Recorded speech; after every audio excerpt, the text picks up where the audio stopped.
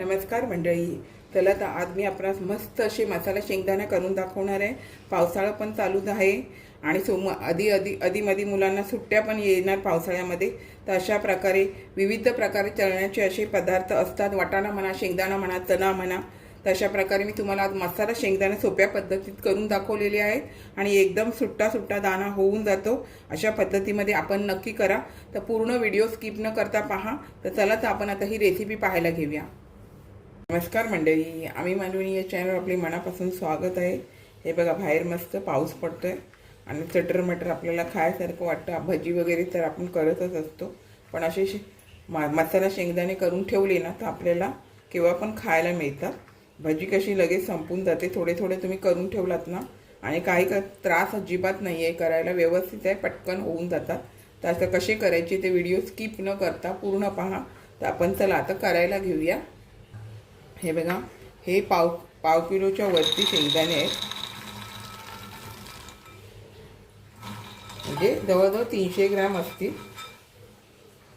आता आपल्याला ह्यामध्ये मीठ घालून घ्यायचं आहे. चवीनुसार घालायचं, थोडं घालायचं कारण नंतर पण आपल्याला वापरायचं आहे. मीठ घालून घेतलं. ही जिरा पावडर आहे, भाजलेली जिरा पावडर आहे, घरात मी तयार करून ठेवते, ती घेतली. आणि हा लाल तिखट मसाला 1 चमचा, जिरा पावडर पण 1 चमचा घेतलेली आहे. म्हणजे पाव किलोच्या म्हणजे वरती म्हणजे 300 ग्राम शेंगदाण्यासाठी 1 चमचा सर्व होऊन जातं. तांदळाचं पीठ 2 चमचे घेतलेले आहे या मापाने, या चमच्याच्या मापाने. आणि चणा पीठ 3 चमचे घेतलेलं आहे ह्या मापाने. आता आपल्याला हे सर्व एकजीव करून घेऊया. आता हे बघा, आपण सर्व एकजीव केलं आहे आणि थोडंच पाणी वापरायचं. आपल्याला थोडं पाणी वापरून असं करून घ्यायचं.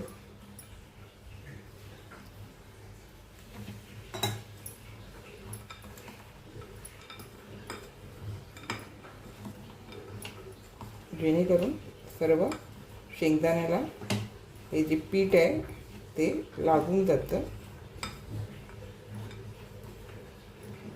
आपण भेंडी वगैरे फ्राय करताना कसं पीठ वापरतो तसंच हे शेंगदाण्याला वापरायचं. बघा, तुम्हाला कुठे पिठाचा अंश दिसतोय का? थोडासा. आणि आता अगदी थोडंसं वापरते.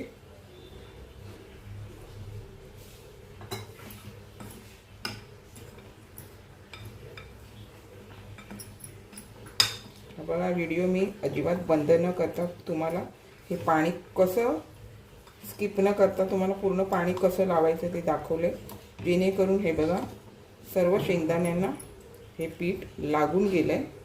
आणि शेंगदाणे पण बघा मोकळे तुमचे दिसतात. तुम्ही बॅटर तयार करून घेतलं ना मंडळी, तर शेंगदाणे ना तुम्हाला सोडताना ना लय अडचण येते. त्याच्यामुळे अशा पद्धतीत तुम्ही करून बघा. आणि अगदी 2 मिनटं असं तुम्ही ठेवून दिला, जरा त्यामध्ये ओलसरपणा आहे ना तो व्यवस्थित एकजीव राहायला पाहिजे. आता हे बघा, शेंगदाणे कसे सर्व शेंगदाण्यांना पीठ लागलेलं आहे. असं आहे, म्हणजे पूर्ण असं हे कोटिंग थोडंसं राहिलं तरी चालून जातं, असे छान होतात. आता हे मी 2 मिनटं ठेवते, तेल तापत ठेवते आणि मग आपण करायला घेऊया. हे बघा, आता आपण 2 मिनटं झालेली आहे आणि ह्याला चांगलं असं ओलसरपणा पण आलेला आहे आणि व्यवस्थित असं पीठ चिकटलेलं आहे शेंगदाण्याने. तर आता आपण करायला घेऊया. आणि तेल पण आपलं आता तापत आलं आहे. चला, आता आपलं हे तेल तापलं आहे. आपण काय करायचं, सोडताना आहे ना तुम्ही हे करा, फास्ट गॅस करा आणि नंतर आहे ना तुम्ही स्लो केला तरी चालेल. ह्यामध्ये टाकलं आणि चिकटले असेल ना तरी चमच्याने तुम्ही हलवून ते वेगवेगळे करू शकता. तेल हातावर उडेल जरा जपून.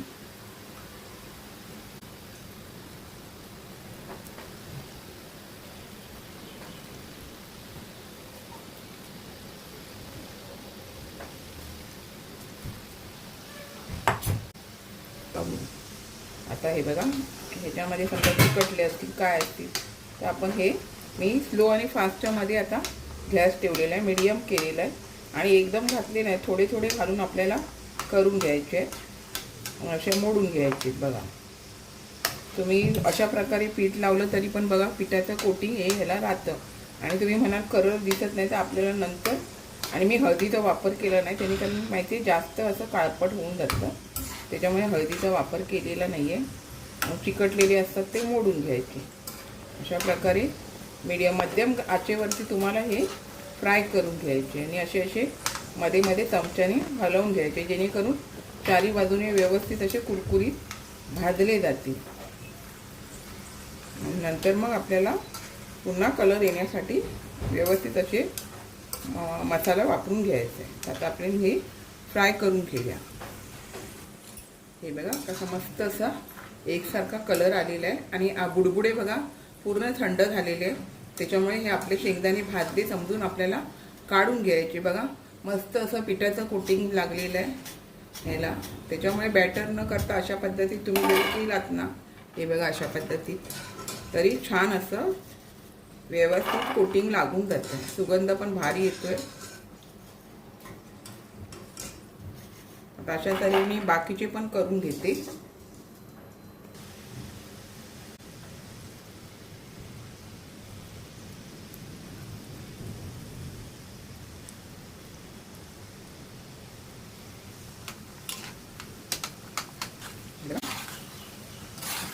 मोडून घ्यायचे, एकत्र जरी झाले तरी एका दुसरं राहिलं तरी चालून जातं.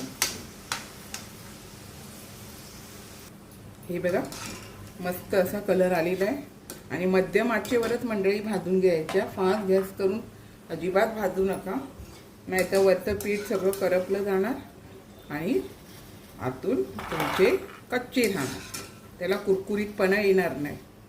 आता असेच आपण सर्व भाजून घेऊया. थोडे थोडे घालून भाजलेत ना तरी चालेल, म्हणजे व्यवस्थित तुम्हाला जमतील. आता हे मी अजून एक बॅच करून घेते, मग आपले शेंगदाणे झाले.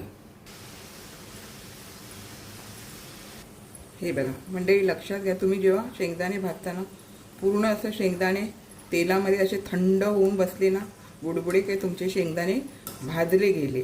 मंद आचेवरती पण छान असे भाजले जातात. आता अशा तऱ्हेने मी बाकीचे पण सर्व भाजून घेते, राहिलेले आहेत ते.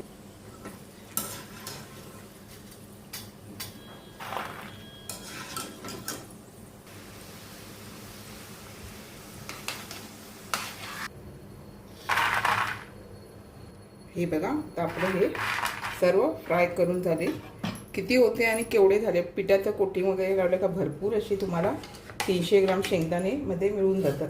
आता आपल्याला जरी तुम्हाला कलर चांगला दिसतोय तरी अजून छान असा कलर येण्यासाठी मी बघा हळद लावली तर काळपट कलर आला असता. हळद नाही वापरायची. आणि जर तुम्हाला तिखट कमी जास्त केवढं हवं असेल त्यानुसार तिखट घ्या पुन्हा वरती कोटिंगवरती.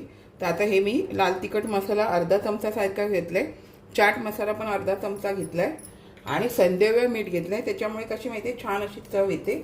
आणि आपल्याला हे सर्व एकत्र करून त्यावरती कोटिंग करून घ्यायचं आणि छान असं हे आपले मसाला शेंगदाणे खायला लागतात. हे जर तुम्ही वरून कोटिंग केलात तर आता आपल्याला हे असं थोडं थोडं असं भुरभुरून घ्यायचं आहे आणि आपल्याला हाताने सर्व एकजीव करून घ्यायचं. आणि गरम गरम असतानाच करा, थंड झाल्यावर हे लागलं जात नाही. त्याच्यामुळे गरम असताना मी आता हे सर्व लावून घेते. हे बघा मस्त असं छान असं लावून घ्यायचं आणि जेवढा घेतलेला आहे तेवढा सर्व लावून घेणार आहे. हे बघा सर्व मी टाकून घेते. खायला पण मस्त तिखट आंबट चाट मसाला घातल्यामुळे छान अशी चव येते. मस्त असे आपले मसाला शेंगदाणे तयार होतात. आपण पण नक्की करा अशा प्रकारे. हे बघा